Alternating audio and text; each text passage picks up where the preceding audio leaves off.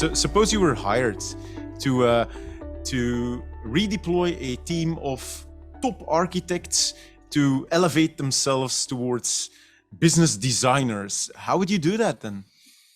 I think one of the things is that a lot of architects still come out of the IT school in that. And I believe when I started up governance in KBC, we had this duplicate role, like a business architect and an IT architect. And they should merge. As IT becomes so important, it's a holistic view that you need to have.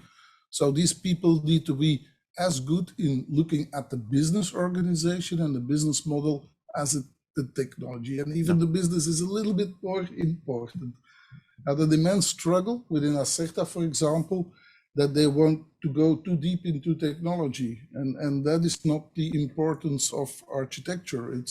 It's creating structure, drawing lines, organizing things, and starting from the highest level. And maybe you should go down if it's needed, but you lose too much time entering discussions about hardcore technology, design, and so on.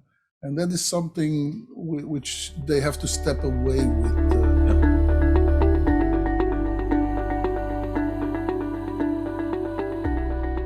But then the only option we have, if we're not gonna create a platform ourselves, is to play a party around the table. And you might be at if you're a very small party, you might be at a serious disadvantage there. So how do you counter that risk? Another problem with the platforms is that they have to stay out of your business. I mean, you have to be neutral. You're enabling something and gaining money and producing value there by scaling, but you have to stay out of the business of the ones who connect to your network. And when there is doubt, like take, for example, Telenet and Proximus, they're also in the content business.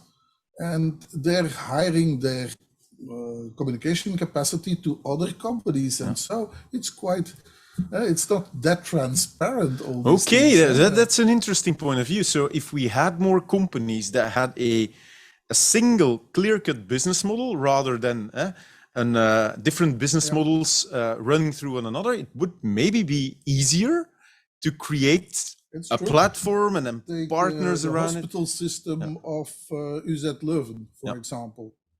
It is a platform. They already sold it to a lot of hospitals, but it would be better if it was a separate company owned by the stakeholders or just a private company. It doesn't matter who does only that, because now they have a monopoly in some way.